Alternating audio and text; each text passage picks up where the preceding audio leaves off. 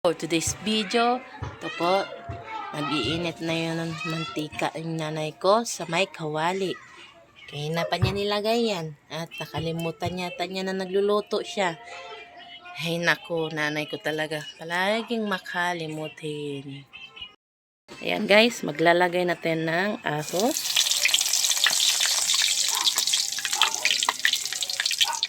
At sibuyas, maglalagay natin guys.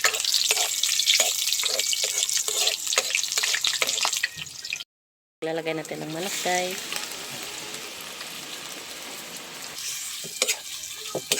Yan. Halo-halo lang natin konti guys.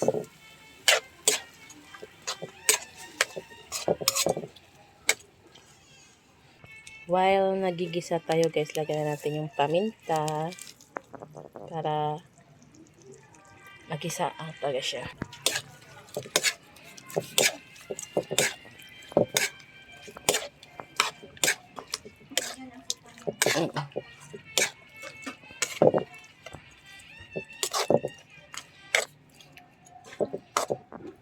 At ayan nga guys, dahan-dahan na siya naluluto. At ngayon guys, maglalagay tayo ng more cubes.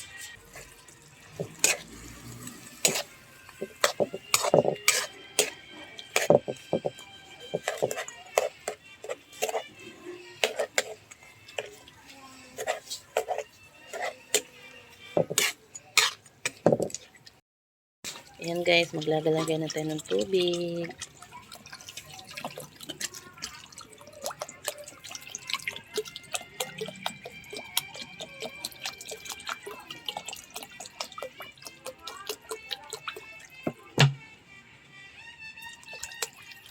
Ayan guys, maglalagay tayo ng seasonings.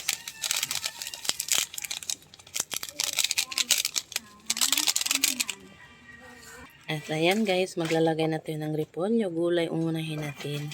Ayan.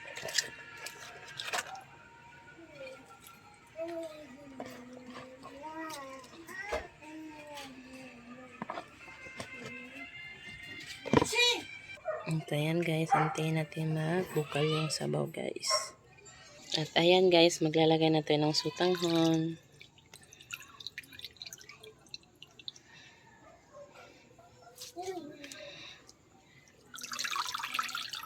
Sutanghon yung ulam natin guys ngayon.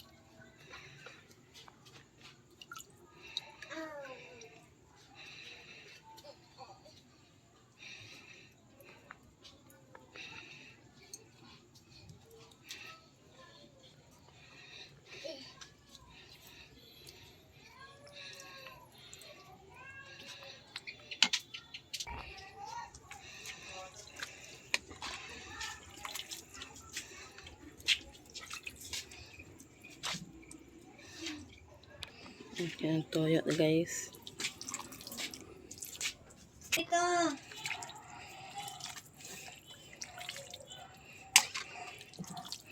Dali dito. Dali dito kay malamok.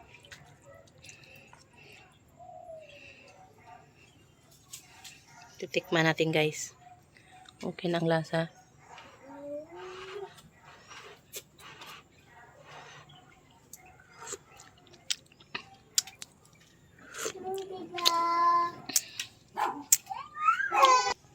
Magdadagdag tayo ng asin guys kasi matabang konti. Dali. Kahit tayo sikon. Alak ka. Titikman natin ulit guys.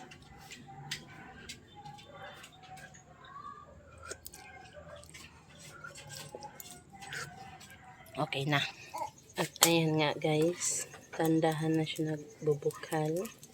Nakikita nyo sa gilid. Ayan. Tandahan na siya nagluluto.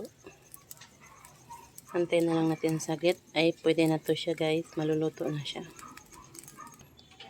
Ayan guys. Luto na guys. Sarap to ngayon guys. Pwede na to guys. Baka ma-overcook pa yung sutanghon. Bye. Thank you for watching guys.